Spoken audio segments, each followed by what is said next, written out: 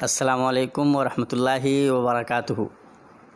الحمدللہ رب العالمین والصلاة والسلام علی رسولہ الامین وبعد۔ دوستو، ہم ایک بار پھر فضیلت الشیخ محمد عزیر شمس حفظہ اللہ وتولہ بالرعایت الکاملہ کے ہمراہ آپ کو خوشخبری دیتے ہیں کہ ہم نے شیخ کو ایک مرتبہ پھر زحمت دی ہے اور الحمدللہ شیخ ہمارے ساتھ ہیں۔ اس سے پہلے بھی ہم نے شیخ سے گفتگو کی تھی اور خاص طور سے عربی اردو کتابوں کے بعد انگریزی کی کن اہم کتابوں کا مطالعہ شیخ ضروری سمجھتے ہیں، اس سلسلے میں ہماری گفتگو ہوئی تھی اور محسوس یہ ہوا تھا کہ اس گفتگو کا سلسلہ آگے بھی بڑھنا چاہیے۔ انگریزی کی بہت ساری اہم کتابیں جن کو شیخ ریکمینڈ کرتے ہیں، شیخ کی تجویز ہے کہ انہیں پڑھا جانا چاہیے، ان پہ گفتگو نہیں ہو پائی تھی۔ ہمارے بہت سارے احباب کا بھی مطالبہ تھا اور الحمدللہ ہمیں محسوس ہوا کہ اسے کنٹینیو کرنا چاہیے، تو آج ہم ایک مرتبہ پھر شیخ کو اس سلسلے میں زحمت دے رہے ہیں اور ہم شیخ کے انتہائی درجے میں شکر گزار ہیں کہ آپ اتنا قیمتی وقت ہم طلبہ کے لیے نکالتے ہیں۔ اللہ تبارک تعالیٰ آپ کو اس کا بہتر بدلہ دے، صحت و عافیت کے ساتھ آپ کا سایہ ہم پہ تا دیر قائم رکھے اور ہمیں حسن استفادے کی توفیق عطا فرمائے۔ شیخ، اس سے پہلے ہم لوگ لگاتار اسی موضوع پہ گفتگو کر رہے ہیں، انگریزی کی بہت ساری کتابوں کا ذکر آیا تھا الحمدللہ، اور محسوس ہوا تھا کہ اس سلسلوں کو آگے بڑھنا چاہیے۔ تو اب وہ کون سی کتابیں ہیں جن کی طرف آپ کی نگاہ جاتی ہے؟ اس دن تو ایک کتاب پر ذرا تفصیلی گفتگو ہوئی، اس لیے کچھ جو اہم کتابیں تھیں میری نظر میں تو ان کا ذکر نہیں آیا، تو اس مجلس میں انشاءاللہ چاہتا ہوں باقی کتابیں کچھ ذکر کروں، اور بھی اگر کچھ آپ چاہتے ہیں انگریزی کے علاوہ بھی تو ان کا بھی ذکر آئے گا انشاءاللہ۔ تو اس سلسلے میں یہ کہنا چاہتا تھا، میں نے آپ کو بتایا تھا پہلے کہ میں نے جو مطالعہ کیا ہے وہ اسلام کے تعلق سے یا ہندوستان کے تعلق سے یا عربی زبان و ادب کے تعلق سے جو انگریزی میں کتابیں ہیں، چاہے مستشرقین کی ہوں یا مسلمانوں کی۔ تو آج میں گفتگو کی ابتدا کرنا چاہتا ہوں، ایک کتاب ہے آرنلڈ کی، تھامس آرنلڈ۔ تو ان کی ایک کتاب ہے دا پریچنگ آف اسلام، اسلام کی اشاعت کیسے ہوئی، اور یہ کتاب اس نے ہندوستان میں لکھی تھی، علی گڑھ میں جس وقت وہ تھے پروفیسر۔ 1896 میں پہلا ایڈیشن چھپا تھا، اس کے بعد اور بھی کئی سال کے بعد 16-17 سال کے بعد اس کو ریوائز اس نے کیا۔ تو پریچنگ آف اسلام میں اس نے مطلب یہ کیا ہے کہ اسلام کی اشاعت کس طرح سے پرامن طریقے سے ہوئی، اس کی تفصیل بیان کی جائے پوری دنیا میں۔ تو اس نے تقریباً 13-14 چیپٹر میں پہلے اس نے ایک تمہید باندھی تھی، اس کے بعد پھر مشرقی ممالک میں کس طرح سے اسلام پھیلا، یعنی اس جزیرہ عرب کو اگر آپ شمار کرتے ہیں کہ سینٹر میں ہے تو اس کے مشرق میں، یا جیسے عرب ممالک میں سیریا ہے یا عراق ہے، یا اس طرح سے پھر چلے جائیے مشرق میں، تو مشرقی ممالک میں کیسے پھیلا اس کا ذکر اس نے کیا ہے۔ اس کے بعد پھر ایران اور فارس میں کیسے، اس کے بعد ہندوستان میں کیسے، اور یہاں تک کہ تبت چین تک چلا جاتا ہے۔ پھر اس کے بعد مغرب میں اسلام کیسے پھیلا، تو اب یہاں افریقہ میں کیسے پھر پھیلا، اس کے بعد پھر اس سے آگے یورپ میں کیسے۔ تو اس نے سارے ممالک میں اسلام کے اشاعت کی داستان بیان کی ہے، اور بڑی حد تک اس نے اپنے جو مصادر مراجع استعمال کیے تھے انگریزی کے، یا جو اس زمانے میں مسلمانوں نے غیر مسلمانوں نے لکھے تھے، یا مختلف گزیٹیئر جو مختلف اس کے ہو۔ اچھا، اس میں ایک دلچسپ چیپٹر جو ہے وہ ہندوستان کے تعلق سے، اور وہ بھی بہت اچھا ہے۔ اس نے جنوبی ہند میں، پھر شمالی ہند میں کس طرح سے اسلام کی اشاعت ہوئی اور کون کون سے عوامل ہیں، بلکہ اس نے جگہ جگہ یہ لکھا ہے کہ اکثر لوگ جو ہمارے مغربی مصنفین ہیں وہ اسلام کو تلوار کے ذریعے پھیلا ہے اور قتال کے ذریعے پھیلا ہے یا جبر و اکراہ کے ذریعے پھیلا ہے، اس کا بہت ذکر کرتے ہیں۔ کہتے ہیں کہ 2-4 واقعات ان کو مل جاتے ہیں، اسی کو دہراتے رہتے ہیں، اور وہ غیر مسلموں پر کس طرح ظلم ہوا، کس طرح سے زبردستی ان کو تبدیلی مذہب پر مجبور کیا گیا۔ تو اس طرح کے اکا دکا واقعات ہیں، ایسے نہیں ہے کہ یہ کوئی عمومی ظاہرہ تھا۔ عمومی طور پر وہ اسلام جو ہے پرامن طریقے سے، سلمی طریقے سے دعوتی مذہب ہے۔ شروع میں اس نے لکھا ہے مقدمے میں کہ مذاہب جو تقریباً مشہور مذاہب ہیں تو 2 طرح کے مذاہب ہیں۔ ایک ہے ایسے جو غیر دعوتی مذہب، جو اس مذہب کو پھیلانے کی کوئی کوشش نہیں کرتے، جیسے یہودی مذہب یا ہندو مذہب یا زرتشتی مجوسی مذہب، اور لیکن اس کے مقابلے میں وہ مذاہب کہ جو پھیلاتے ہیں دعوتی کا مشن ان کے ہاں ہے اس کا، تو وہ اسلام ہے، کرسچینٹی ہے یا بدھ مت ہے، تو اس میں ایک پھیلانے کا جذبہ ان کے اندر ہے۔ وہ ذکر کرتے ہوئے اس کے بعد پھر اسلام کی اشاعت سے متعلق اس نے کہا کہ بہت ہی تیزی کے ساتھ مشرق و مغرب میں پھیلا ہو، اور اس کی داستان اس نے بیان کی. کہا کہ یہ کتاب میں نے اسی لیے لکھی ہے کہ یہ بتاؤں کہ یہ عام طور پر جو تصور کیا جاتا ہے کہ اسلام فوج کشی کے ذریعے یا صرف قتال کے ذریعے یا یعنی جبر و اکراہ کے ذریعے پھیلا ہے، وہ درست نہیں. اور اس میں جو خاص طور پر جو ہندوستان کا چیپٹر میں نے خاص طور پر پڑھا ہے اور دوسرے چیپٹر پر ایک نظر ڈالی تھی، تو ہندوستان میں اس نے جنوبی ہند میں اور شمالی ہند میں کس طرح سے کیا اسلام کی اشاعت ہوئی اس کی تفصیل بیان کی. اچھا، اس میں اس نے جس زمانے میں وہ علی گڑھ میں تھے تو علی گڑھ میں وہ شبلی سے بڑی مدد لی. انہوں نے ابتدائی تاریخ کی، ان کا شکریہ بھی اس میں ادا کیا ہے. اس وقت وہ بھی وہاں پروفیسر تھے. اور یعنی مجموعی طور پر یہ کتاب نسبتاً مطلب دوسری کتابوں کے مقابلے میں اچھی ہے. مگر اس پر ایک تبصرہ سنیے مولانا فراہی صاحب. فراہی کا تبصرہ یہ ہے کہ اس کتاب کی تالیف کا مقصد کیا ہے ان کے. کہا کہ اس کتاب کی تالیف کا مقصد آرنلڈ کے یہ تھا، جبکہ شبلی نے دیکھیے مدد کی سب کو. تو فراہی یہ کہتے ہیں کہ اس کی تالیف کا مقصد یہ ہے کہ مسلمانوں کے اندر سے روح جہاد و قتال ختم کر دیا جائے. یعنی ان کو یہ بتایا جائے کہ آپ بس پرامن طریقے سے دعوتی تبلیغی کام کرتے رہیے صوفیہ کے ذریعے اور دوسرے جو مختلف جماعتیں ہیں اور افراد ہیں ان کے ذریعے. اس سلسلے میں کوئی جہاد قتال کی طرف آنے کی ضرورت نہیں ہے. ایک طرح سے یہ بھی ان کے اپنے اس زمانے میں جو انگریزی حکومت تھی اس کی تحریک کے لیے یہ کیا ہے کہ یہاں پر بھی پرامن طریقے سے رہنے کی ضرورت ہے اور کسی طرح کی کوئی تحریک چلانے کی ضرورت ہے. یہ 19ویں صدی سے کے اختتام میں جب لکھی جا رہی ہے تو یہ مولانا فراہی کا تبصرہ ہے. اچھا، بہت حد تک اب دیکھیے اس میں تو کچھ چیزیں سمجھ میں بھی ایسی آتی ہیں کہ وہ زور اسی پر دیتا ہے کہ اسلام کی اشاعت دراصل پرامن طریقے سے. اچھا، یہ مجموعی طور پر ہم بھی مانتے ہیں. اصل میں اس زمانے میں کیا تھا، اسی کے بالمقابل یہ رجحان جو تھا عام طور پر پھیلا ہوا تھا کہ اسلام تشدد یا قتال یا سیف یا تلوار کے ذریعے پھیلا. تو اسی کے بالمقابل یعنی آپ دیکھیں مستشرقین میں دو طرح کے لوگ ہیں. ایک جو کہتے ہیں جو قتال و جہاد کے ذریعے پھیلا. یہ تصور تو شیخ آج تک قائم ہے کہ اسلام کے پھیلاؤ میں تلوار کا بڑا کردار. لیکن تلوار کا کردار کس معنی میں؟ جب مسلمانوں نے بھی جہاد کیا ہے یا قتال کیا ہے تو اس کے کچھ اسباب اور عوامل ہیں. مجرد کفر کی وجہ سے نہیں کہ وہ پھر کافروں کو رہنے نہ دیا جائے اور کفر کو نیست و نابود کر دیا جائے، یا پھر یہ کہ ورنہ لا اکراہ فی الدین قرآن میں نہیں ہوتا.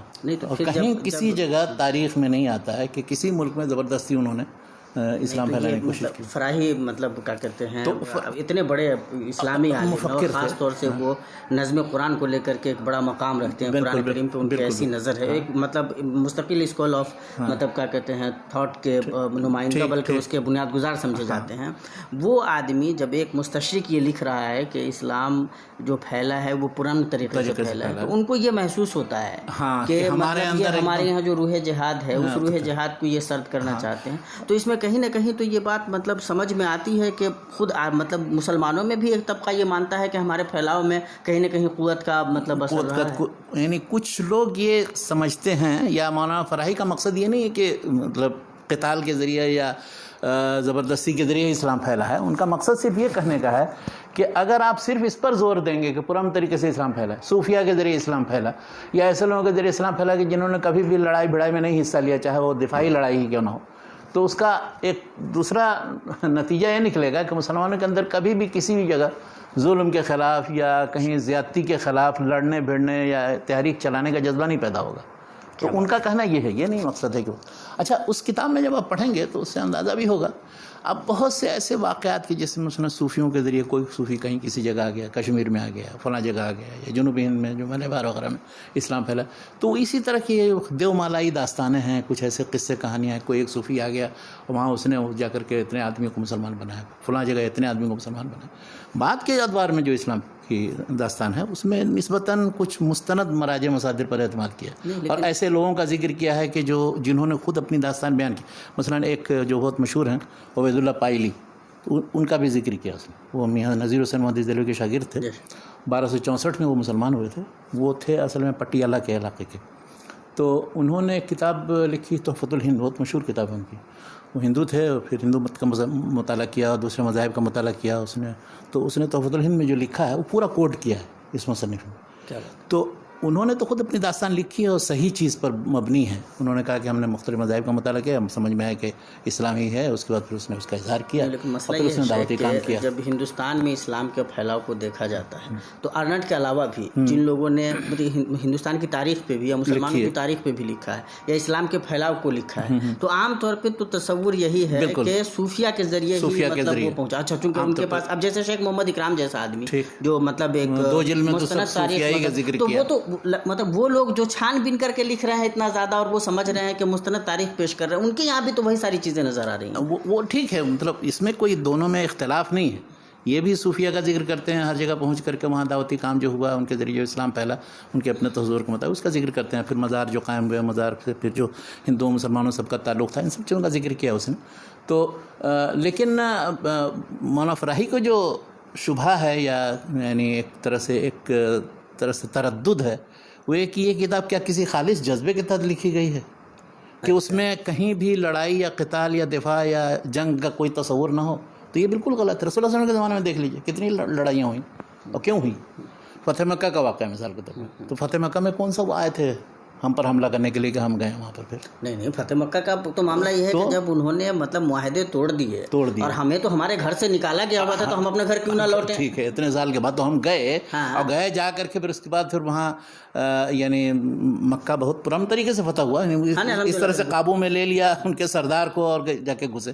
یا اس طرح سے اور جو دوسری لڑائیاں خلفاء راشدین کے زمانے میں, حضرت عمر کے زمانے میں اتنی لڑائیاں مشرق و مغرب میں جو ہیں, تو ہر بار تو یہ نہیں ہندوستان کی طرف پہنچتی تھی خبر حضرت عمر کو یا کسی خلیفہ کو کہ یہاں فلاں ظلم ہو گیا تھا, اب چلو اس ظلم کو دوڑ. یہ کہ اصل میں لڑائی یا ہندوستان یعنی اسلام میں جو قتال یا جہاد کا تصور ہے وہ صرف دفاعی نہیں ہے یقیناً, بلکہ یہ ہے کہ لوگوں کو ظلم اور زیادتی جو ان پر ہو رہی ہے, کسی بھی نوعیت کا ظلم و زیادتی ہو, چاہے وہ مذہبی ہو غیر مذہبی ہو, اس ظلم و زیادتی سے روکا جائے. اس ظلم و زیادتی سے لوگوں کو نجات دلانے کے لیے لڑائی, یہ ہے اسلام میں لڑائی کا تصور. اس کے بعد چاہے وہ مسلمان ہو یا نہ ہو, یہ نہیں اس کا ہو سکتا ہے اس سے فائدہ یہ ہوگا کہ مسلمان بھی ہوں گے بہت سے, لیکن نہ بھی مسلمان ہو تو اس کی بھی حفاظت کرتا ہے اسلام. اور اسلامی حکومت ظلم کے خاتمے, ظلم اور زیادتی کے خاتمے کے لیے ہے. اور کہیں کسی جگہ اگر حملہ کیا تو ظاہر وہ تو دفاع تو ارنلڈ کی اس کتاب پہ فراہی صاحب کہتا سر, مطلب میں نے اس لیے یہ ذکر کر دیا تاکہ دوسرا نقطہ نظر بھی واضح ہو, اور اس وجہ سے بھی یہ چیز سمجھ میں آتی ہے. حالانکہ ارنلڈ نسبتاً مستشرقین میں یعنی اتنے متعصب اور متشدد نہیں تھے جو مسلمانوں کے خلاف الزام لگاتے ہیں. اب اندازہ لگائے کہ انہی کے شاگرد تھے علامہ اقبال نے شبلی شاگرد تو نہیں, ان سے انہوں نے کچھ استفادہ, انہوں نے بھی استفادہ کیا شبلی سے. استاد اور باہم مطلب دونوں اس زمانے میں استاد تھے, چونکہ وہاں انہوں نے باقاعدہ اعتراف کیا کہ ہم نے وہاں ابتدائے اسلام کی تاریخ کے سلسلے میں شبلی سے بہت استفادہ کیا. انہوں نے لیکن میں یہ کہنا چاہتا ہوں کہ علامہ اقبال کو تو باقاعدہ انہوں نے پڑھایا, ارنلڈ صاحب نے. ارنلڈ نے وہاں گورنمنٹ کالج لاہور میں جو استاد تھے وہ علی گڑھ میں جب تک وہ سر سید تھے اس وقت تک تو رہے, ان کے وفات کے بعد وہاں سے منتقل ہو گئے اور پھر وہ کچھ ادھر ادھر سروس میں, پھر اس کے بعد وہ گورنمنٹ کالج لاہور میں رہے. لاہور میں پھر 1904 تک رہے. اسی دوران علامہ اقبال سے بہت زیادہ ان کو انسیت تھے. یہ سمجھ میں آیا کہ یہ نوجوان جو ہے مطلب یہ آگے کچھ بن سکتا ہے, کر سکتا ہے, اس کی اچھی طرح تربیت کی. اس لیے کہ علامہ اقبال نے باقاعدہ ایک نظم لکھی ہے, بہت ان کی تاریخ میں لمبی نظم ہے, اور کافی ارنلڈ کے چلے جانے واپس 1904 میں جو واپس انگلینڈ چلے جاتے ہیں تو اس پہ یہ لکھا کہ ایک جو ان میں سب سے ہنرمند تھا اور باصلاحیت تھا اور ایسا تھا ویسا, اور یہاں اس نے اتنے دن رہ کر کے ہم لوگوں کو مانوس کر دیا تھا, وہ واپس چلا جا رہا ہے. تو ایک پوری لمبی نظم ہے. مجھے اس کے اس سے بھی سمجھ میں آتا ہے کہ وہ آدمی تھا. اور پھر اس کے بعد جب وہ وہاں گئے تو اس کے بعد انہوں نے ہی تقریباً علامہ اقبال کو کہا, تو اس کی بنیاد پر انہوں نے پھر رفت سفر باندھا اور وہاں ہو گئے اور انگلینڈ میں پڑھے. اور پھر اس کے بعد یہاں رہتے ہوئے بھی علامہ اقبال کے ساتھ یہ کیا کہ ان کے پاس ڈگری تھی تو وہ کہیں وہ عربی کا استاد لگا دیا, کہیں اسلامیات کا استاد لگا دیا. کیا بات ہے, اقبال کے ساتھ انہوں نے بھلائی بھی بہت زیادہ کیے, اور وہاں ان کو بلایا, وہاں پر وہ گئے. پھر یہ واپس جانے کے بعد انہوں نے انسائکلوپیڈیا آف اسلام میں, انسائکلوپیڈیا بریٹانیکا میں اور Encyclopaedia of Religion and Ethics میں بہت سے مضامین مقالات لکھے. ان کی پھر وہ مشہور کتاب جو خلافت جب خاتمہ ہوا 1923 میں, تو خلافت پر بھی ایک کتاب لکھی. تو اس میں پوری تاریخ لکھی ہے خلافت کی, کیسے خلفاء راشدین کے زمانے سے, ابو بکر کے زمانے سے اور عثمانی خلافت کے خاتمے تک جو داستان مختصر لکھی ہے. اور لیکن اس کو اس زمانے میں جو تالیف انہوں نے کیا تو یہ سمجھا گیا کہ گویا خلافت کے اس نظام کو دکھایا گیا کہ یہ اتنا کمزور ہے کہ یہ ٹھیک سے چل نہیں سکتا، موجودہ دور میں گویا مناسب نہیں، اس لیے یہ کتاب لکھی، اور اسی سے متاثر ہو کر پھر علی عبدالرازق نے، جیسے میں نے بتایا تھا، الاسلام و اصول الحکم لکھی۔ بہرحال دیکھیے، کسی کی نیتوں پر نہیں حملہ کرنا چاہیے، کتاب دیکھنا چاہیے کہ اس میں کیا ہے، بالکل، اور اس میں صحیح ہے یا غلط ہے اس کو حقائق کی روشنی میں دیکھنا چاہیے، جائزہ لینا چاہیے، بالکل۔ تو یہ پہلی کتاب تھی، اسلام جو ہے دا پریچنگ آف اسلام، یا اسلام کی دعوت یا اس کا انتشار۔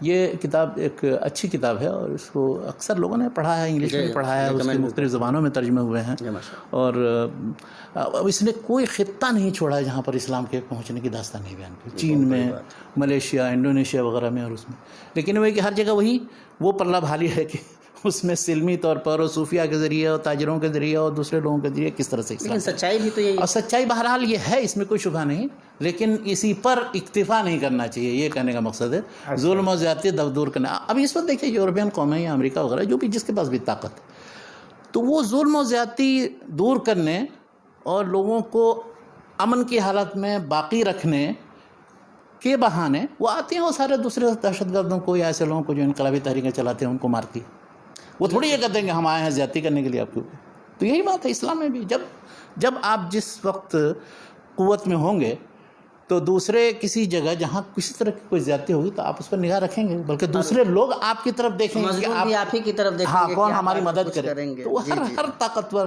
شخص کی بھی وہی بات ہے، شخص، ہاں حکومت کی بھی بات ہے وہی، وہ جا کر کے وہ کس سے شکایت کرے گا؟ اپنے جیسے کمزوروں سے تھوڑی شکایت کرے گا، کسی طاقتور ہی حکومت سے شکایت کرے گا۔ تو یہ کتاب ہے۔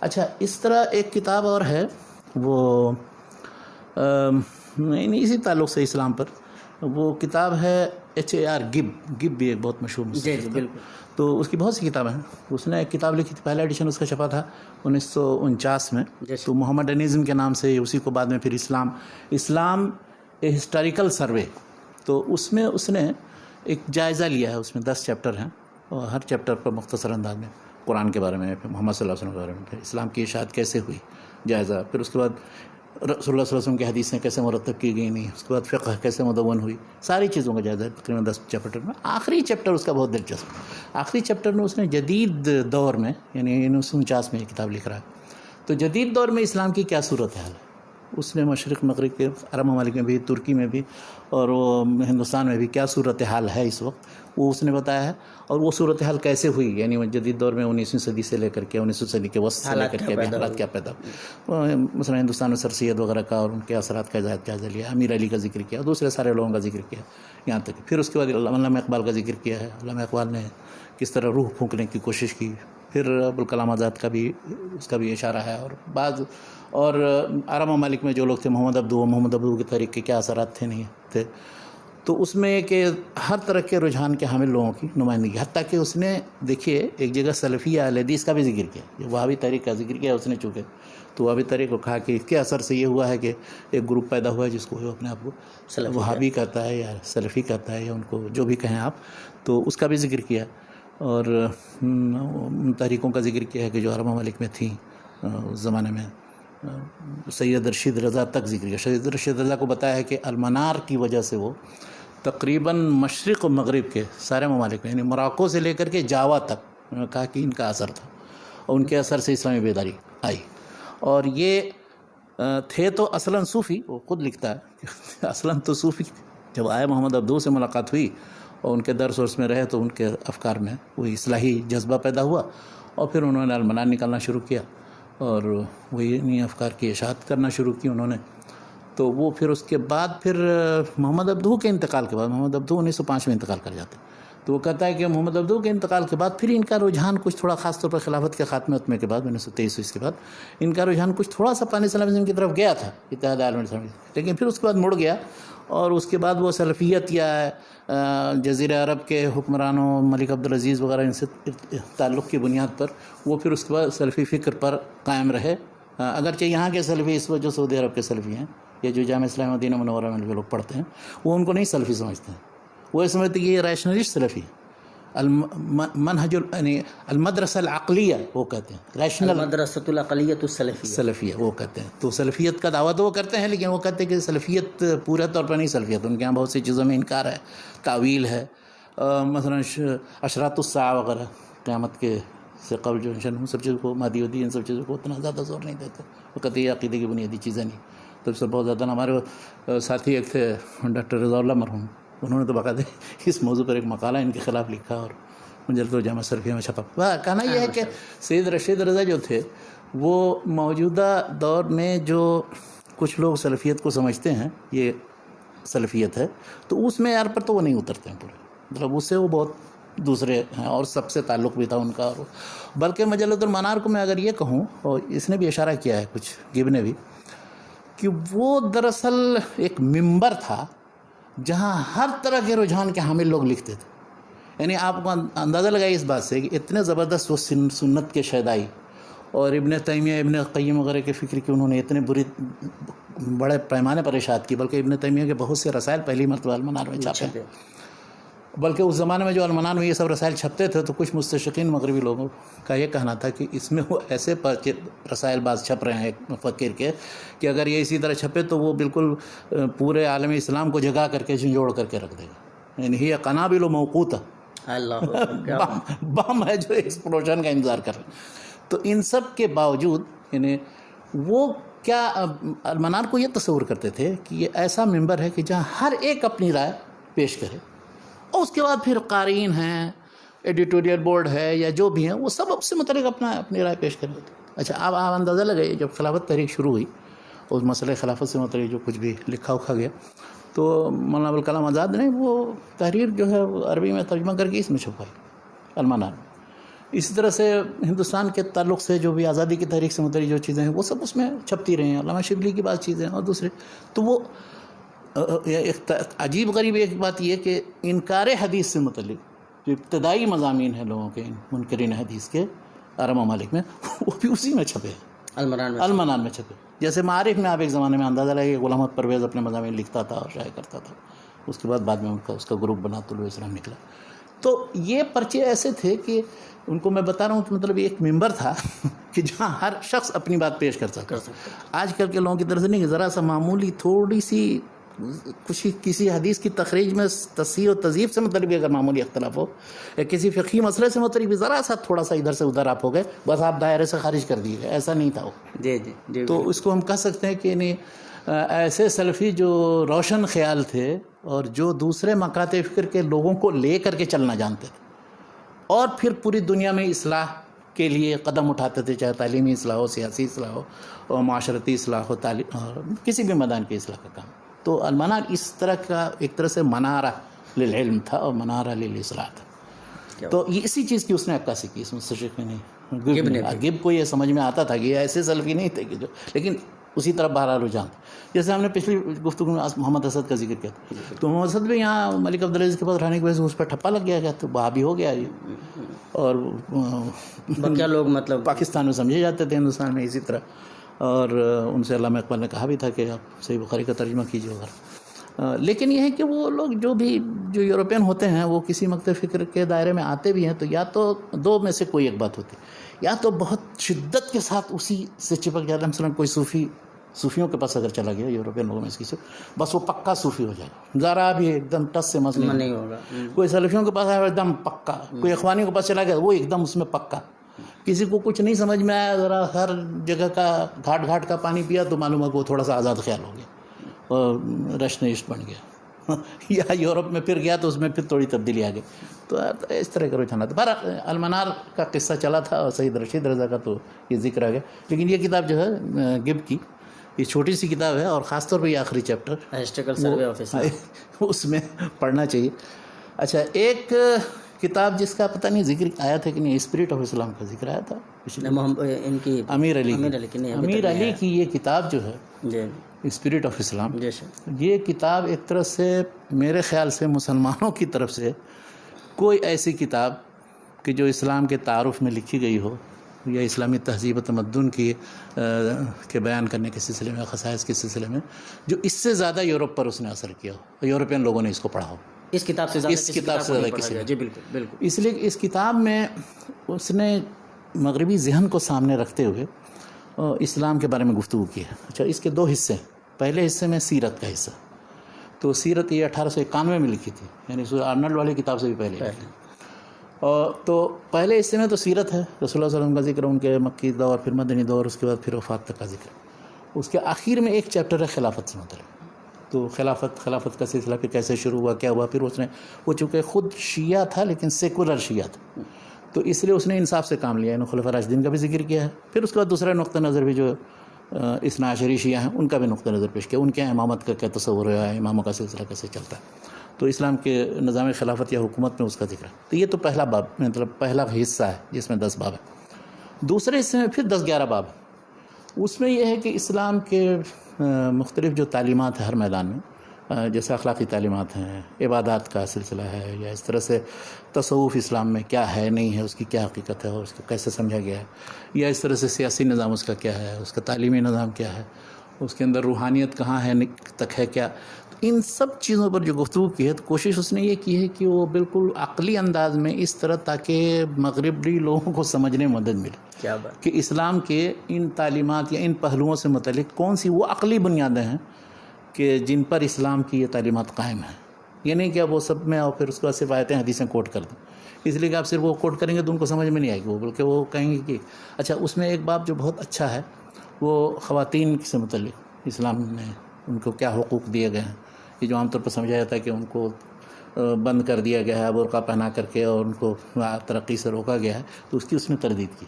اچھا، ایک اور چیپٹر جو اس میں وہ ہے غلامی سے متعلق، غلامی سے متعلق بہت زبردست لکھا ہے اس نے لکھا ہے کہ یہ سارے قبیلوں کے اندر اور ساری قوموں کے اندر یہ چیزیں تھیں، دنیا میں ہر جگہ ہر قوم کے اندر یہ سلسلہ تھا، یہ سلسلہ وہاں تھا، لیکن یہ دیکھنا چاہیے کہ اسلامی تعلیمات غلامی سے متعلق کیا ہیں اور کس طرح سے دھیرے دھیرے وہ غلامی کے خاتمے پر منتج ہوتی ہے۔ بالکل، جو موجودہ دور میں قانون بنانے سے پہلے ہی اسلام یہ کر گیا تھا، اس کے نتیجہ پھر غلاموں کے ساتھ جو سلوک کیا گیا، کس طرح سے وہ غلامان یا موالی جو ہیں آزادی کے ساتھ اس معاشرے میں تعلیم حاصل کرتے تھے، اعلیٰ سے اعلیٰ منصب تک پہنچ جاتے تھے، حکومت میں بھی، تعلیم کے میدانوں میں بھی اور دوسرے شعبوں میں۔ اور اس نے اسی طرح سے تعدد ازدواج پر گفتگو کی ہے، طلاق سے متعلق گفتگو کی ہے، یعنی ہر پہلو پر اس نے کوشش یہ کی ہے کہ ایک مغربی ذہن کا مالک یا خود مغربی آدمی کوئی ہو یا مغرب سے متاثر کوئی آدمی ہو، جب وہ پڑھے تو اسلام کو اس انداز میں، یعنی عقلی مذہب سمجھ کر کے پڑھے کہ جو عقل کی روشنی میں قابل قبول ہے، نہ ہے کہ وہ ریجیکٹ کرنے کے لائق ہے اپنی تعلیمات کی وجہ سے۔ تو اس لیے اس کتاب کی اہمیت ہے، اور اس میں بعض چیزیں ایسی لکھی ہیں کہ جو ظاہر ہے وہ وہاں کے سوچ کے مطابق ہے، تو ہر چیز قابل قبول نہیں ہے، یعنی ایک دم ڈاکٹر حمید اللہ کی کتاب کی طرح نہیں ہے، انٹروڈکشن ٹو اسلام کی طرح، کہ اس میں جو چیزیں ہیں وہ اسلام میں جیسی ہیں ویسی انہوں نے پیش کی ہیں۔ انہوں نے یہ کہ اسلام میں جیسا ہونا چاہیے یا کوشش کی ہے کہ اسی طرح کا بنے اسلام، یہ فرق ہے دونوں۔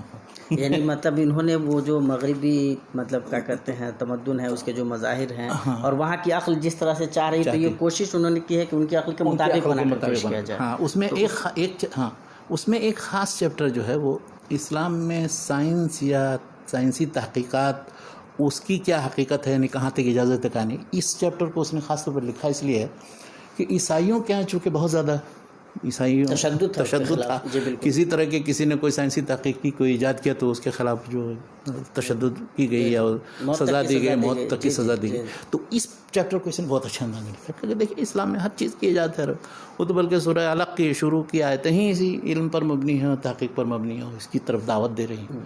تو کبھی بھی اسلام میں یہ نہیں ہوا، اسلامی تاریخ میں، چاہے وہ تنزل کے دور ہو یا ترقی کا دور ہو، کہ کہیں بھی مسلمانوں کو یا کسی عالم کو کسی سائنسی تحقیق یا کسی طرح کے تجربہ کرنے پر کبھی سزا دی گئی ہو یا روکا گیا ہو۔ وہی بات جو دوسرے ایک شیعہ جو سیکولر شیعہ ہے سید حسین نصر نے اپنی کتاب میں جس کا ذکر میں نے کیا، تو اس نے اس کو بہت اچھے انداز میں لکھا، یعنی اسلامی حکومت ہوتے ہوئے، مسلمان ہوتے ہوئے مسلمانوں نے کس طرح کی سائنسی تحقیق، اس کا ایک خاکہ بھی اس نے دیا طب کے میدان میں دوسرے زمانے میں۔ تو یہ کتاب بھی پڑھنے کی، دی اسپرٹ آف اسلام، امیر علی صاحب کی، جی بالکل۔ عام طور پر جو مطلب انگریزی تعلیم یافتہ طبقہ ہے وہ اس کتاب سے بہت اچھی طرح واقف پڑھے، اور اکثر لوگ جانتے بھی ہیں، اور یہ کتاب کی بہت اہمیت ہے۔ اچھا، اسی سے مطلب متعلق ایک کتاب، ایک واٹ، مونٹگمری واٹ تھا، اس کی بہت سی کتابیں ہیں، محمد ان مکہ، محمد ان مدینہ اور دوسری ساری کتابیں ہیں، اس میں کچھ عجیب غریب باتیں بھی لکھی ہیں، لیکن ایک چھوٹی سی کتاب جو اس کے 6 لیکچرز کا مجموعہ، اس کا نام ہے the influence of Islam on medieval Europe.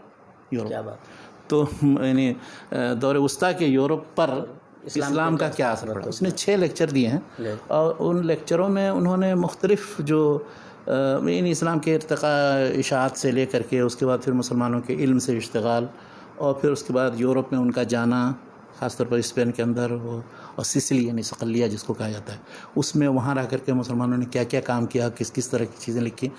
شریف ادریسی کا ذکر کیا مثلا جغرافیہ کے میدان میں، یا اسپین میں ابن رشد کا ذکر کیا، اس کے ذریعے کس طرح سے مغربی تراث جو ان کا یونانی تراث تھا وہ عربی میں منتقل ہوا، اور پھر اس عربی کی کتابوں سے جیسے پہلے ہم نے ذکر کیا تھا کہ وہ پھر کیسے لاطینی زبانوں میں منتقل ہوا.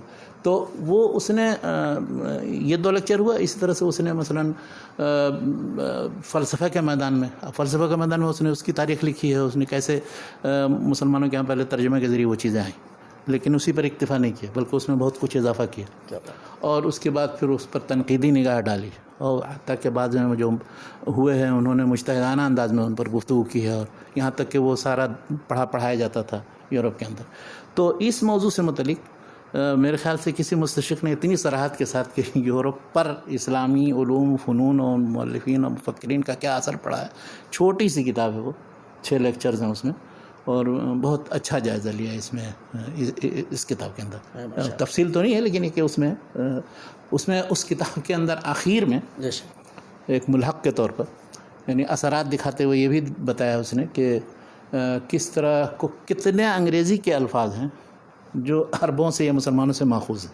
کیا بات ہے. وہ ایک لمبی لسٹ کی تقریباً 10-12 صفحے کی، جن لوگوں کو زبان اور لسانیات سے دلچسپی ہو تو اس کی طرف اس نے بڑی محنت سے اس نے کہاں کن کن ڈکشنریوں کن کن کتابوں سے جمع کر کے وہ دکھایا کہ فلاں لفظ جو ہے فلاں لفظ، بہت سے الفاظ اصطلاحات وہ سب مسلمانوں سے جی بالکل تو وہ لیے گئے ہیں، چاہے وہ جغرافیائی الفاظ ہوں یا مختلف علوم فنون کے الفاظ ہوں، یا حتیٰ کہ جو بہت سے نام جو بگڑ گئے ہیں بہت سے لوگ نہیں سمجھتے ہیں وہ سب. اب جیسے ابن سینا کو ابی سینا کہیں گے، ابن رشد کو ابی رشد کہتے ہیں، یا اسی طرح سے الکیمی کہیں گے، یعنی کیمیا سے وہ الکیمی بنا ہے. اس طرح سے الجبرا جابر بن حیان کی طرف اس نے چونکہ اس کی الگورزم جو ہے تو الگورزم الخوارزمی کی طرف منسوب ہے کہ اسی نے یہ علم ایجاد کیا تھا میتھ میں. تو اس طرح بہت سے الفاظ اور بہت لمبی لسٹ ہے وہ مجھے اتنا زیادہ دلچسپی نہیں ہے.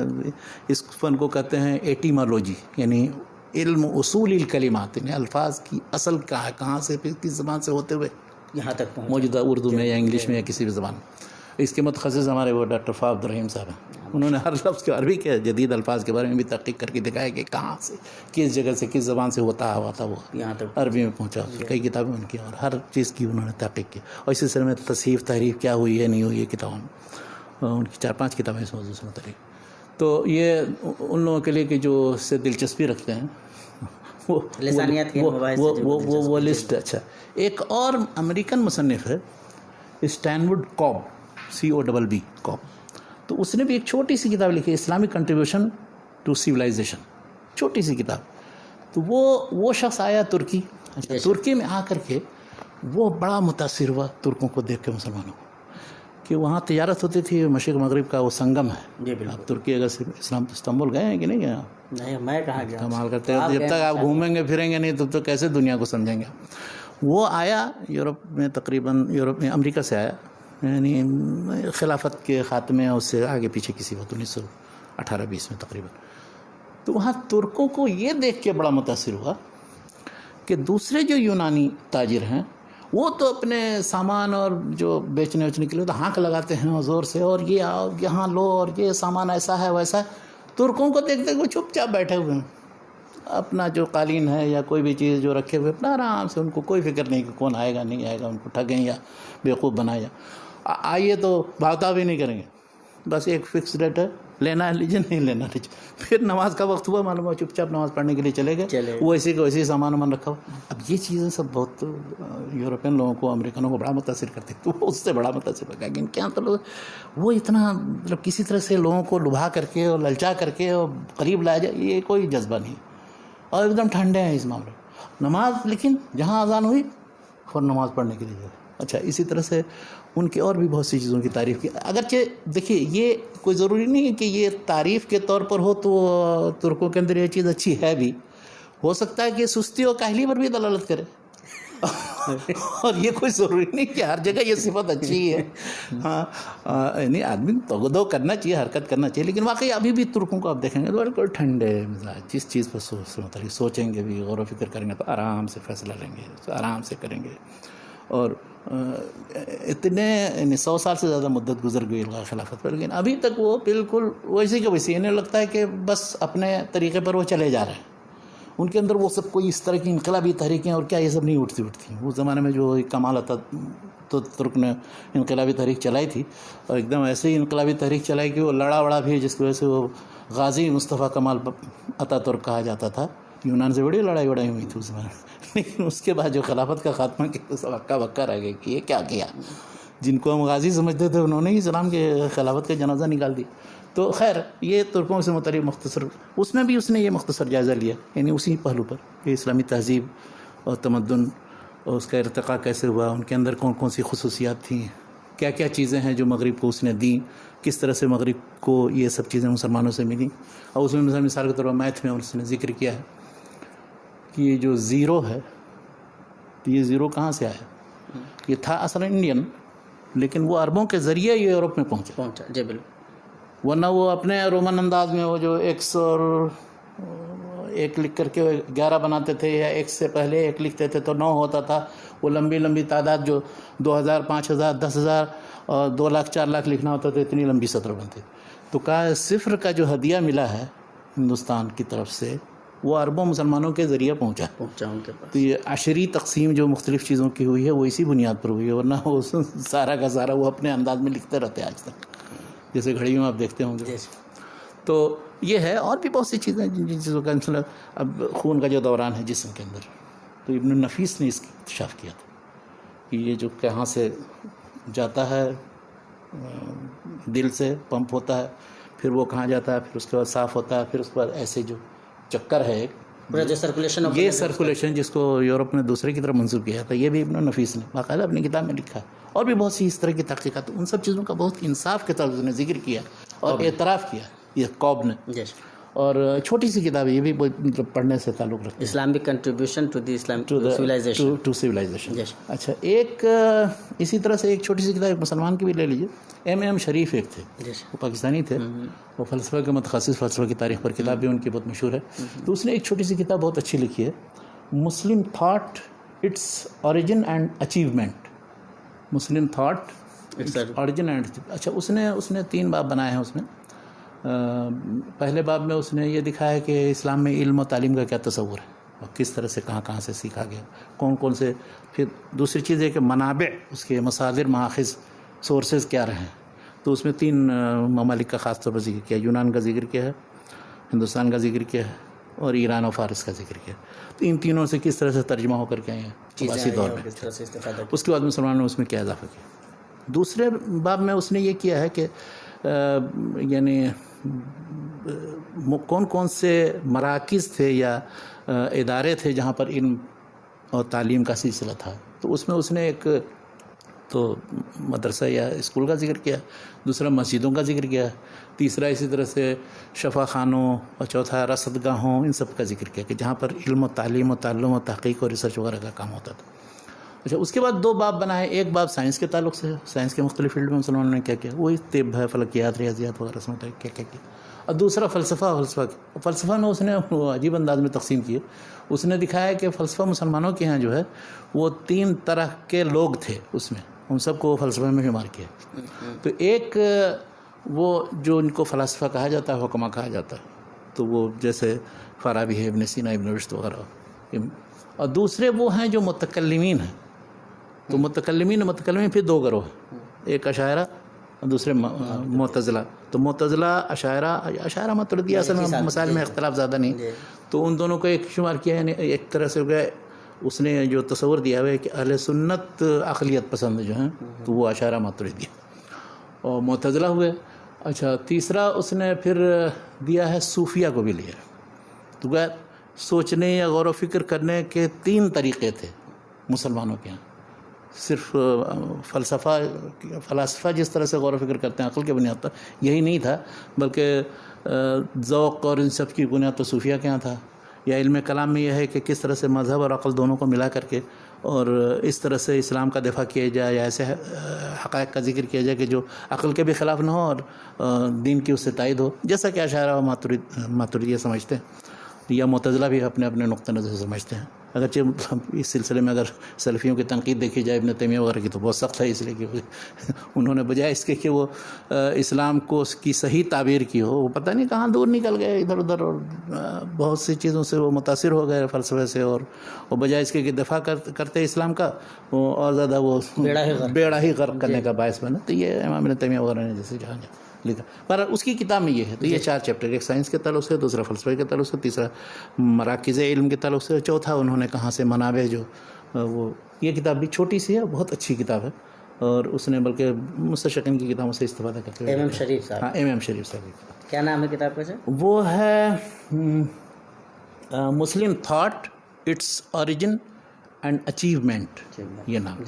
اچھا، اب 2 کتابیں اب ایسی میں ذکر کرتا ہوں کہ جو جس سے آپ اندازہ لگائیں کہ مسلمانوں کے یہاں جو تحقیق، تدوین، ریسرچ کا کام کیسے ہوا، کیا ہوا، اس پر ان لوگوں نے لکھا ہے، اور بہت ہی حوالے اور اقتباسات دیتے ہوئے لکھا ہے. ایک امریکن مستشرق ہے روزن تھال. تو روزن تھال کی ایک کتاب ہے the technique and approach of Muslim scholarship. Technique and approach of Muslim scholarship. اچھا، اس کتاب کے اندر 3 باب ہیں بنیادی.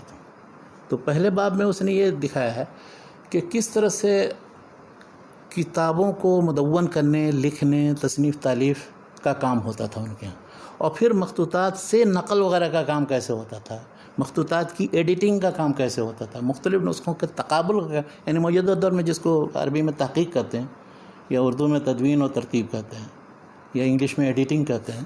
تو اس کے کیا اصول و ضوابط ہیں. اچھا، اس سلسلے میں اس نے پرانی جو ماخذ ہیں اس میں 2 ماخذ بہت مشہور ہے. ایک کتاب کا تو میں نے ذکر بھی کیا تھا، وہ ابن جماعہ کی کتاب تذکرۃ السامع والمتکلم فی آداب العالم والمتعلم، کہ کس طرح سے نقل اور تحقیق اور اصل صحیح متن کیا ہے، اس کا اثبات کیسے کیا جائے، نسخوں کے اختلاف کیسے ذکر کیا جائے، حاشیہ کیسے لگے.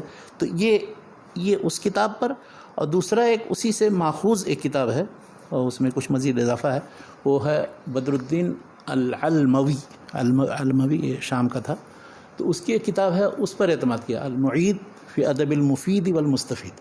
اچھا، باقاعدہ اس کے کوٹیشنز دیے اس نے لمبے، بلکہ پورا ایک چیپٹر اسی کتاب سے اقتباس لیتے ہوئے دیا. وہ 11ویں صدی کا آدمی تھا. تو اس نے دکھایا کہ یہ چیز جو تدوین و تحقیق یا مخطوطات کی ایڈیٹنگ یا فروق بین النسخ وغیرہ سے متعلق ہے، اس سلسلے مسلمانوں نے سبقت کی، مسلمانوں نے یہ سارا کام کیا ہے. ان کے شواہد موجود ہیں، کتاب موجود ہے، اس کی دلیل بھی. تو یہ پہلے باب میں تو یہ ہے. اچھا، دوسرے باب میں اس نے کیا یہ ہے کہ اب صرف یہ نہیں کہ جو چیزیں مخطوط میں ہیں وہ صرف نقل کر لیں، اب اس کا پھر تنقیدی مطالعہ کیسے کیا جائے، اس پر تعاقب کرنا، حاشیہ لگانا، استدراک کرنا، مصادر مراجع کیسے اس کی طرف رجوع کیا جائے، اور ان سے استفادہ کیسے کیا جائے. یہ سب چیزیں مسلمانوں نے کیا، اور اس کی سب کی وہ مثالیں دیتا ہے. یعنی یہ شخص عجیب غریب آدمی ہے. جیسے گولڈ زیئر کا میں نے ذکر کیا تھا، کہاں کہاں سے وہ شواہد لاتا ہے، اس طرح سے اس نے ساری تاریخ اور ادب اور حدیث اور فقہ وغیرہ کی کتابوں سے وہ سب اقتباسات دے کر کے گفتگو کی. کیا ان کے یہ چیز مبرہن انداز میں اور باقاعدہ. اچھا، تیسرا چیپٹر جو اس کا ہے وہ یہ لکھا ہے کہ مسلمانوں کے یہاں جو تحقیق یا ریسرچ کا میدان ہے تو وہ کس نوعیت کا تھا. اب اس میں بھی جو کیا بالکل اوریجنل افکار ہیں اس کے ہاں، یا پچھلے پر اس نے اضافہ کیا ہے، یا خود اس نے تجربہ کیا ہے، یا پھر اسی طرح سے یونانی تراث جو آیا ہے تو اس کو ہو لے لیا ہے، یا اس پر کچھ استدراک کیا ہے، نہیں کیا ہے. ان کے ہاں تنقیدی روح موجود ہے. یہ کہتا ہے کہ وہ صرف مطلب پچھلے لوگوں کے لکیر کے فقیر نہیں رہے. اچھا، اس نے بہت سی مثالیں دی ہیں. اس کی مثال دی مثلا انہوں نے نباتات کے میدان میں ابن البیطار. تو ابن البیطار نے جو پچھلے یونانی تحقیقات جو نباتات سے متعلق تھی اس کا ذکر کر کے اس کے بعد دکھایا کہ مسلمانوں نے اس پر کیا اضافہ کیا، اور ایک ایک پودے سے متعلق پچھلی جو غلط فہمیاں وہ بھی دور کی کہ یہ اس نے خلط ملط کر دیا، فلاں کو فلاں سے خلط ملط کر دیا، فلاں کو فلاں سے خلط ملط کر دیا، اور اس سے اس کی جو خصوصیت یہ بیان کی ہے، تجربہ کرنے کے بعد یہ ظاہر ہوا کہ نہیں، یہ خصوصیت نہیں. تو یہ ان کا کہنے کا مقصد یہ ہے کہ ان کے ہاں ایک تنقیدی روح موجود رہی ہے ہمیشہ، کہ جس سے وہ پچھلی معلومات کا جائزہ لیتے ہیں اضافہ کرتے ہیں، استدراک کرتے ہیں، نئی نئی باتیں بیان کرتے ہیں. یہ نہیں کہ پچھلی چیزوں پر خالی وہ نقل پر اکتفا کریں. تو یہ 3 اس میں چیپٹر، پہلا وہ مخطوطات اور تدوین اور تحقیق متن کے تعلق سے، دوسرا ہے کہ تنقید اور حواشی اور اس حوالہ دینے کا طریقہ حتیٰ کہ یہ بھی لکھا ہے. یعنی ہمیشہ اس نے یہ لکھا ہے کہ جو ہم موجودہ دور میں سمجھتے ہیں کہ مؤلف کا ذکر کیا، پھر کتاب کا ذکر کیا. تو مؤلف کا پہلے ذکر کرنا ہر کتاب کے اندر ایسی ہے، بلکہ مؤلف ہی کا عموماً ذکر کیا جاتا ہے، چاہے وہ کتاب کا ذکر کیا جائے یا نہ کیا جائے. مثلا پچھلے مؤلفین میں خطیب بغدادی مثال کے طور پر، یا ابن عساکر، اخبرنا فلاں قال اخبرنا فلاں قال اخبرنا فلاں، کسی مصنف تک وہ پہنچے گا. اس کے بعد اس مصنف ہی سے نقل کرنے کا یہ سند کے ذریعے جو تعلق ہے. کہیں کہیں جیسے متاخرین نے یہ کیا کہ جیسے سیوطی کی کتاب میں اٹھا کے سخاوی وغیرہ کی کہ قال فلاں فی الکتاب الفلانی، تو مؤلف کا بھی ذکر کرتے ہیں اور کتاب کے بارے میں بتا دیں. لیکن یہ کہ صرف کتاب کا ذکر کیا جائے، مؤلف کا ذکر نہ کیا جائے، یہ بعد میں لوگوں نے کیا ہے، پہلے نہیں کیا. آج کل ہم لکھ دیتے ہیں فلاں کتاب کا نام، صرف پہلے مؤلف لکھیے، اس کے بعد یہ جو آپ کا ریسرچ میں سکھایا جاتا ہے، پہلے آتھر کا نام لکھو، اس کے بعد پھر ٹائٹل لکھو، اس کے بعد پھر ایڈیشن وغیرہ سب کچھ بتاؤ. تو یہ وہی پرانا اسلامی منہج ہے، یہ جدید کوئی منہج نہیں ہے. تو یہ اور اس طرح کی ساری جزیات پر اس نے توجہ دی ہے کہ ریسرچ کا جو میتھڈ ہے اور طریقہ ہے، معلومات کیسے جمع کی جائیں، ارینج کیسے کیا جائے، اس میں سے نتیجہ کیسے نکالا جائے، اور اس کے بعد استنباط اس سے کیسے کیا جائے، اور کیسے مسلمان کرتے رہے ہیں. مسلمان اس میدان میں یہ میرے خیال سے مغربی زبان میں لکھی ہوئی کتابوں میں شاید ہی کوئی اس جیسی کوئی کتاب the technique and approach of Muslim scholarship. اچھا، اسی روزنتھال کی ایک دوسری کتاب ہے، اس نے مسلمانوں کے ہاں جو تاریخ نگاری، تاریخ کی جو مختلف کتابیں لکھی، اس کے اصول و ضوابط، قواعد کیا تھے، کس طرح سے مسلمان جمع کرتے تھے معلومات کو، ماخذ کو کیسے استعمال کرتے تھے، کیسے ترتیب دیتے تھے، کیسے تنقید کرتے تھے، اس پر ایک کتاب لکھی ہے، ایک ہسٹری آف مسلم ہسٹوریوگرافی. مسلمانوں نے جو تاریخ کی کتابیں لکھی ہیں، تو وہ تاریخ کی کتابوں کی تاریخ، یعنی ان کے تاریخ نگاری کی تاریخ ہے، کن لوگوں نے کیا. اچھا، اس میں کیا کیا ہے، صرف یہی نہیں کہ شروع میں مسلمانوں نے کیسے تاریخ لکھی، اور تاریخ کا مقصد کیا ان کا، اور تاریخ میں کن کن چیزوں کا خیال رکھتے ہیں، اور تنقید کیسے کرتے ہیں روایات کی، اور چھان بین کر کے نتیجے تک کیسے پہنچتے ہیں، یہ سب چیزیں تو لکھی ہیں. لیکن اس نے دوسری قسم، اس میں جو دو پہلے قسم میں یہ فصول ہیں، دوسری قسم میں یہ ہے کہ ایسے وہ سارے نصوص کہ جو اس پر دلالت کرتے ہیں کہ مسلمانوں کے یہاں یہ چیز تھی، اور اس فن پر فلاں کتاب، اس فن پر فلاں کتاب، اور اس کی جو تدوین کی ہے تاریخ کی، اور جو اس میں جو کتب تاریخ کی کلاسیفیکیشن کی ہے تقسیم کر کے، مثلا سیرت سے متعلق، خلفاء کی تاریخ میں، محدثین کے بارے میں فلاں، تو پوری ایک کتاب الاعلان بالتوبیخ لمن ذم التاریخ، وہ سخاوی کی جو بہت مشہور کتاب ہے، وہ پوری کی پوری اثر نو ایڈٹ کر کے اس میں ڈال دی. کیا بات. اچھا، اسی طرح سے ایک کتاب ہے سیوطی کی کتاب ہے، ایک محی الدین کافیجی کی کتاب ہے تاریخ کے تعلق سے، وہ سب اس میں ڈال دیے ایڈٹ کر کے. اور اس کے بعد اور بھی جو اقتباسات، مثلا تاریخ کے باب جو الفہرست ابن ندیم میں تھا، یا توسی کی فہرست میں، یا اور دوسرے بعض مصنفین کی کتابوں میں، وہ سب اس نے لے کر کے، یعنی اس کی کتاب میں جو پہلی قسم ہے وہ صرف نظری طور پر نہ باقی رہا ہے، بلکہ وہ سب کے شواہد موجود ہیں، اور سب اس میں حوالہ بھی اس نے دیا، اور سب کو اس نے ایڈٹ کیا نہیں چاہیے. اگرچہ اس نے بعض جگہوں پر بڑی بڑی بھیانک قسم کی غلطی کی ہے، کسی آدمی کو کچھ سے کچھ سمجھ لیا ہے اس پر تعلیق چڑھا.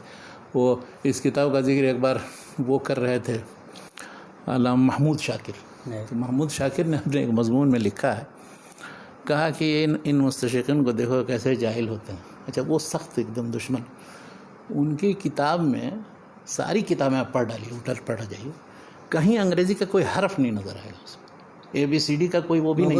محمود شاکر زبردست ہے. تو مطلب وہ اتنے دشمن تھے. ایک بار گئے وہاں انگلینڈ میں، تو وہاں لیکچر تھا الفرقان فاؤنڈیشن میں ان کا، کہا کہ میں ایسے ملک میں بلایا گیا ہوں کہ جس کی قوم اور میرے درمیان ایک تاریخی دشمنی چلی رہا ہے. وہ لیکچر بہت دلچسپ ہے. کہنا یہ ہے کہ انہوں نے اس کتاب کے بارے میں، یہ جو کتاب ہے اس کا عربی ترجمہ بھی ہوا ہے، علم التاریخ عند المسلمین کے نام سے، تو یہ کتاب ہسٹری آف مسلم ہسٹوریوگرافی، ہاں، ہسٹری آف مسلم ہسٹوریوگرافی، تو اس کا ترجمہ علم التاریخ عند المسلمین کے نام سے ایک عراقی نے کی ہے، اور اچھی کتاب ہے، وہ چھپی ہوئی، اور اس سے استفادہ لوگ کرتے ہیں. لیکن اس میں بہت زیادہ سب غلطیاں ہیں.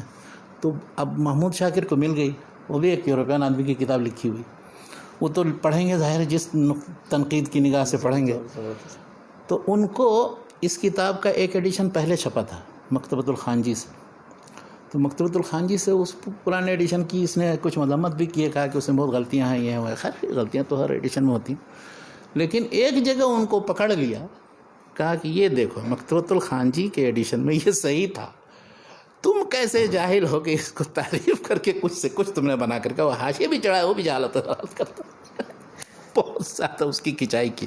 لیکن دیکھیے ان سب چیزوں کے باوجود بھی مطلب ہر آدمی کا اپنا اپنا رجحان ہوتا ہے۔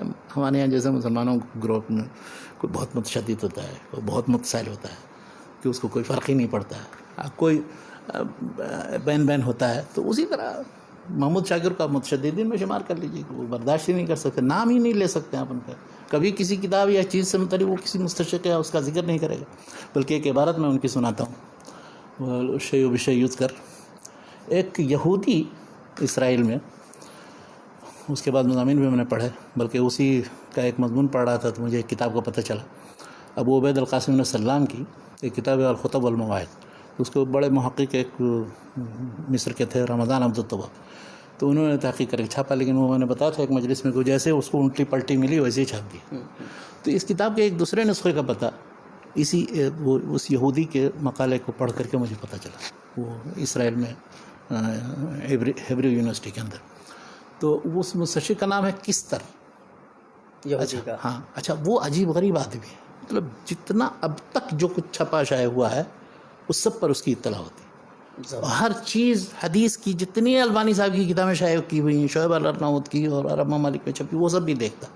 عام طور پر مستشرقین جو ہوتے ہیں مغرب میں، تو وہ اپنے جو مستشرقین کی طباعتیں ہوتی ہیں، یہ ایڈیشن ہوتے ہیں، چاہے وہ 200 سال 150 سال پہلے چھپے، اسی پر اکتفا کریں گے یا اسی کا ذکر کریں گے، اسی کا حوالہ دیں گے، ہر ریسرچ اسکالر سے مطالبہ بھی کریں گے وہ ایڈیشن کیسے نہیں دیکھا، آپ کہیں گے نہیں وہ تو 100 سال پہلے چھپا تھا، مجھے نہیں ملا، مجھے بیروت والا ایڈیشن ملا، تو کہیں گے نہیں تم ریسرچ اسکالر نہیں ہو، تم نے اس کا حوالہ نہیں دیا، وہ اصل ہے، یا اس موضوع سے متعلق فلاں مستشرق نے یہ جو مقالہ لکھا ہو کیوں نہیں دیکھا تم نے، اس کا حوالہ کیسے نہیں دیا، اس سے اقتباس لینے کی ضرورت نہیں تھی، لیکن اس ٹاپک سے متعلق فلاں نے لکھا ہے تو اس کا اعتراف کرو۔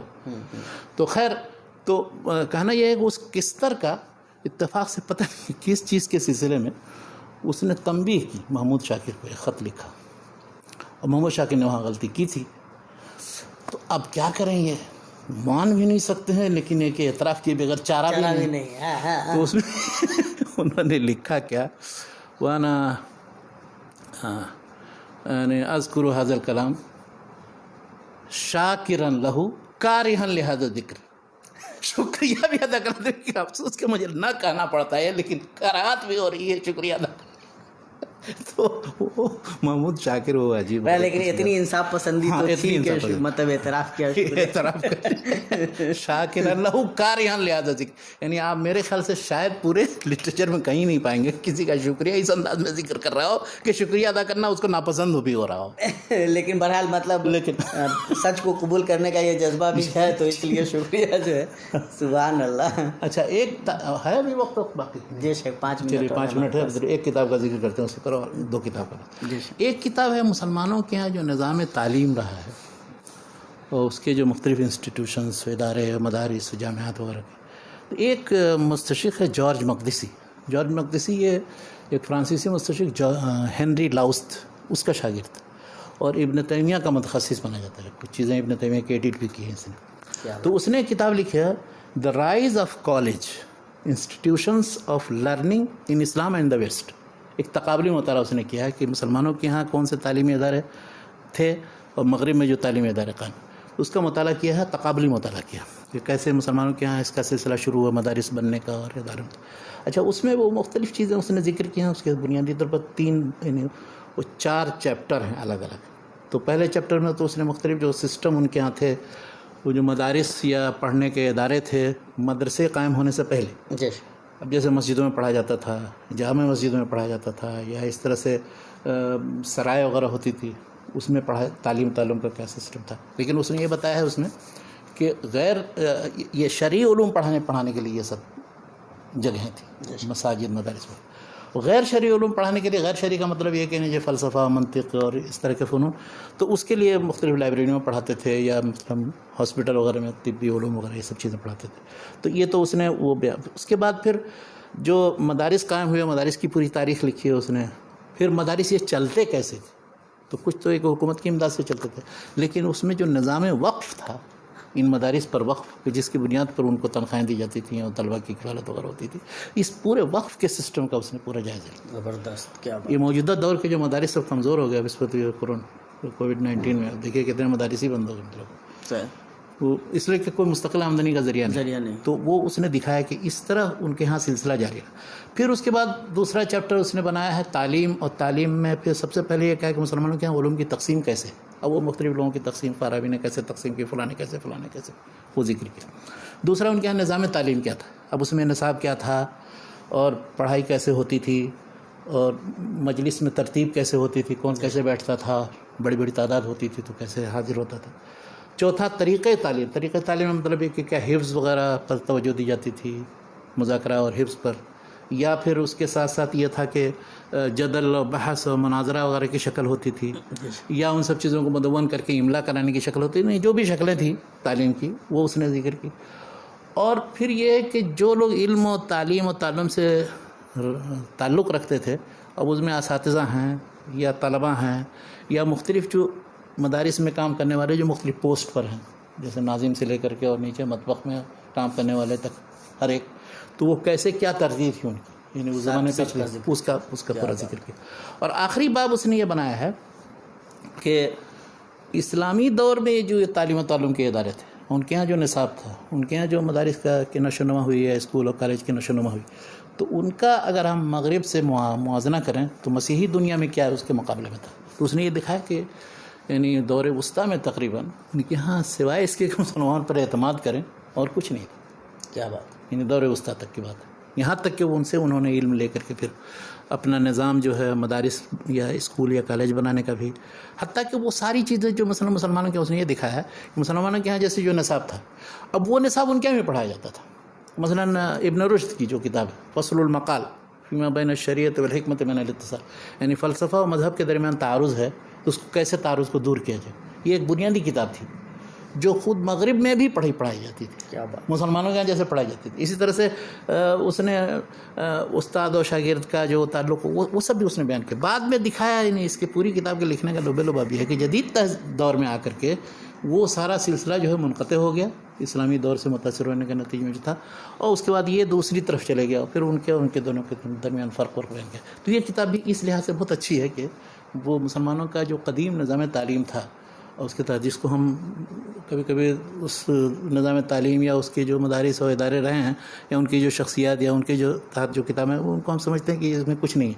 جدید دور میں سارا کام ہوا، جدید دور میں نہیں، سارا کام وہی مسلمانوں کے دور عروج کی بات ہے اس میں ہوا. اور آخر میں دور زوال میں لگے، اس میں ہم صرف نقالی کریں. آخر میں ایک کتاب کا صرف ذکر کرنا چاہوں گا، وہ بھی اپنے موضوع پر منفرد قسم کی کتاب. ایک ہے مستشرق انگریز تھا، وہ زہائنر اس کا نام ہے. تو اس نے کتاب لکھی ہے تصوف کے تعلق سے، ہندو اینڈ مسلم مسٹیسزم. یعنی ہندوؤں کے یہاں تصوف اور مسلمانوں کے یہاں تصوف کیا ہے. یہ اس کے 8 لیکچرز کا مجموعہ ہے. تو عام طور پر مسلمانوں کے یہاں جو تصوف ہے اس سلسلے میں رجحان یہ ہے عام مستشرقین کے یہاں کہ اکثر وہ بدھ مت یا عیسائیت سے متاثر ہونے کا نتیجہ ہے. بہت سے لوگ اس سے متاثر ہو رہا ہے. لیکن اس مصنف کا رجحان یہ ہے کہ تصوف سے متعلق بنیادی ساری جتنی اصطلاحات و اکثر تعلیمات وغیرہ جو زیادہ سے زیادہ وہ ہندو تصورات سے زیادہ متاثر ہے، خاص طور پر ویدانتی جو فلسفہ اپنشد وغیرہ میں جو ہے اس سے اچھا اس نے اس کی مثال دی. یہ نہیں کہ 4 لیکچر ہندو ویدانت سے متعلق دیا اور 4 لیکچر مسلمانوں کے تعلق، وہ بالکل غزالی کے بعد پہ. تو ابتدائی دور میں صرف بایزید بستامی وغیرہ کے بارے میں، جنید کے بارے میں، ان کے یہاں جو فنا و بقا وغیرہ کا جو تصور ہے اس کو بالکل دکھایا کہ کس طرح سے ہندوؤں کے یہاں وہی چیز موجود ہے. وہ ساری اصطلاحات سب بالکل تقریباً ترجمہ. تو کہا یہ کیسے، مطلب یہ ہندوؤں سے اتنا زیادہ ملتی جلتی ہے کیا چیز. اب اس کے بعد اس نے تتبع کرنے کے بعد ڈھونڈا تو ایک آدمی نکلا فلاں ابو علی السندھی. تو ابو علی السندھی یہ کون تھا، اب اس کے بارے میں پھر تحقیق کی اور دکھایا، سارے کتابوں سے پھر اقتباس لیتا ہے، ان کے کلام ان دونوں کو ملاتا ہے. تو یہ کتاب یعنی ایک نئے رجحان کا بانی ہے کہ مسلمانوں کے ہاں تصوف میں جو اصطلاحات اور بہت سی جو تعلیمات ہیں ان کی بنیاد ہندو مذہب اور فلسفہ اور اس کا ویدانتی فلسفہ خاص طور پر ہے، اور وہاں سے یہ چیزیں آئیں. اور یہ ابن عربی وغیرہ سے پہلے کی بات ہے. وہ کہتا ہے بایزید بستامی حتیٰ کہ جنید وغیرہ کو بھی شمار کیا، اس لیے کہ جنید کے جو اقتباسات ملتے ہیں کتابوں کے اندر تو وہ ساری چیزیں بالکل کیسے ایک دم ایک جیسی ہیں، ان کے یہاں اس سے پہلے سے. تو اب یا تو کسی طرح سے ان کو پہنچا یا بالکل ایسا کہ انہوں نے بھی اپنے طور پر کہا ہوا بالکل اسی سے ملتا جلتا. تو یہ اس نے چیزیں اٹھائی ہیں. یہ آپ عام طور میں مستشرق نہیں ہوتے ہیں کہ بعض چیزیں جو ایک دم ثابت نہ بھی کر سکیں تو یہ شوشے چھوڑ دیتے ہیں. اب آپ کا کام ہے کہ آپ دیکھیں اس کو کہ صحیح ہے نہیں صحیح ہے. اور اس نے سب پچھلے جن لوگوں نے اسلام میں تصوف یا مسلمانوں کے یہاں تصوف کا ذکر کیا ہے، نکلسن ہے یا ہاربری ہے اور دوسرے لوگ، ان سب کا جائزہ لے کر کہا کہ اس پہلو پر لوگوں کی نگاہ نہیں ہے، تو اس پر مطالعہ کرنے کی ضرورت ہے. تو یہ چند کتابیں تھیں جو میں آیا تھا. آپ کو ایسا محسوس ہوتا ہے شیخ، خاص طور سے ہم لوگ تمام کا تعلق تو برے صغیر سے ہے، ہندو مذہب کا جو مطلب کیا کہتے ہیں بڑا حصہ کہیں نہ کہیں فلسفیانہ مباحث سے پور ہے، اور تصوف واقعتاً جو ویدانت ان کے یہاں جو بعد کے دور میں بھی جو مختلف تحریکیں اٹھی ہیں تو ان کے یہاں بھکتی تحریک وغیرہ کا جیسے ذکر ہے، تو ان کے یہاں تو بہرحال تصوف کے یہ عناصر واقعتاً بہت مضبوط ہیں. اور بعد کے دور میں جو مسلمانوں کا مطلب پورا سلسلہ رہا ہے یا جو طرق رہے ہیں وہ کہیں نہ کہیں ان سے متاثر رہے ہیں. لیکن یہ کہ بنیادی طور پہ جس کی طرف اس نے مطلب اشارہ کیا، اس کا آپ کو کچھ ایسا محسوس ہوتا ہے؟ میں اس سلسلے میں کوئی فیصلہ نہیں، اس لیے کہ بہت گہرائی کے ساتھ میں نے مطالعہ نہیں کیا، لیکن اس نے بہت زیادہ سیملیرٹی دکھائی ہے. یعنی ایک دم مثلا بایزید بستامی کو کوئی قول ہے یا جنید کا کوئی قول ہے، بالکل تقریباً ہو بہت ترجمہ ہے. کیا بات؟ جو اس میں اپنشد میں یا کسی اور ویدانتی کسی فلسفے کی کسی کتاب کے اندر بے عین ہی تقریباً وہی، اور اس کا اس نے بھگوت گیتا کا حوالہ دیا، دوسری چیزوں کا سب کا حوالہ دیا. تو وہ شخص عجیب غریب ہے، اس نے گھس کر کے ان سب چیزوں کا مطالعہ کیا اور دیکھا ہے. اب یہ ہے کہ صحیح ہے یا غلط ہے اس کا فیصلہ نہیں ہے. اور اس طرح یہ مطالعہ کی راہیں ہیں جو اب ہمارے یہاں جو لوگ یہ سمجھتے ہیں کہ صرف سے تصوف کا کوئی مطالعہ ہی نہیں کرنے کی ضرورت، ساری دخیل ہے. یا ابن جوزی نے جیسے تلبیس ابلیس مارا ہے بالکل تصوف کو، سب کو بالکل کہا ہے کہ ایک دم سب سارا بات. لیکن بہرحال تصوف میں جو چیز جیسے زہد ہے یا تزکیہ نفس کا تعلق ہے یا مختلف اور جو اپنے نفس کی اصلاح یا دیگر اعمال قلوب وغیرہ، توکل ہے، رجا ہے وغیرہ وغیرہ، یہ سب چیز تو اصل موجود ہے. ابن تیمیہ کے یہاں خود ہے، ابن قیم کے یہاں بھی موجود ہے، اسلام میں ہے. لیکن اب اس کو بگاڑ کر کے اب دوسرا مفہوم پہنا کر کے اور بالکل اس طرح بیان کیجیے جس طرح سے دوسرے غیر اسلامی مذاہب کے اندر، تو یہ چیز غلط ہے. اور یہ نہیں ہونا چاہیے. اور مطلب دل کی اصلاح یا تزکیہ یہ تو مطلوب بھی ہے، بلکہ انبیاء کے مشن کا حصہ ہے.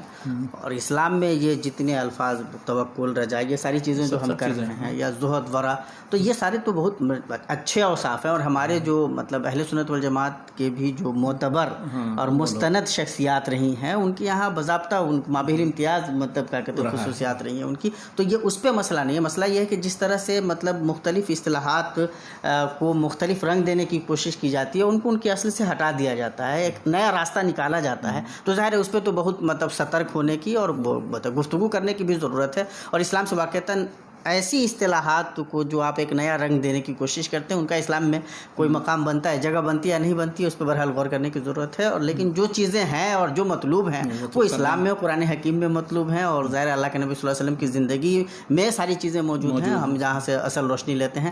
ہم انتہائی درجے میں شیخ کے شکر گزار ہیں. اللہ تبارک تعالیٰ آپ کو بہتر بدلوں سے نوازے. آج جس طرح کی گفتگو ہوئی ہے، اب جن کتابوں کی طرف شیخ بھی اشارہ کرنا چاہ رہے تھے، اور الحمدللہ جس تفصیل سے باتیں آ گئی ہیں کہ کتابوں میں کیا ہیں اور کتنی سمجھداری سے ان کتابوں کا مطالعہ کرنا ہے یا کس زاویے سے ان کتابوں کا ذکر ہو رہا ہے، ان کو ذہن میں رکھنا ضروری ہے. ہم عام طور پر یہ سمجھتے ہیں کہ جو کتابیں بیان کی جا رہی ہیں وہ بس یہ ہے کہ پڑھ لیں. نہیں، وہ مطلب نہیں ہے. مطلب یہ ہے کہ یہ کتابیں ان حیثیتوں سے دیکھنے کی ہیں، پڑھنے کی ہیں، ان سے اس طرح سے استفادہ کیا جا سکتا ہے. اور ظاہر ہے نگاہیں کھلی رکھنی چاہیے، انسان کو اپنے شعور کا مطلب بالکل استعمال کرنا چاہیے. ہمارے اسلاف بھی جائزہ لیتے رہے، بڑھایا انہوں نے، تو ہم کیوں نقالی کرنے پہ بالکل اپنے آپ کو مجبور پاتے ہیں؟ یہ اچھا بھی نہیں ہے. علم کی راہ میں نقالی سمجھداری نہیں ہے. اللہ تبارک تعالیٰ سے دعا ہے اللہ تبارک تعالیٰ شیخ کو بہتر بدلا دے. ہم آپ تمام کے شکر گزار ہیں کہ آپ ہمت افزائی کرتے ہیں، استفادہ کرتے ہیں اور استفادے کو آگے بڑھانے کی کوشش کرتے ہیں. ہم آپ سے گزارش کریں گے کہ ویڈیو کو زیادہ سے زیادہ شیئر کیجیے، لوگوں تک پہنچائیے،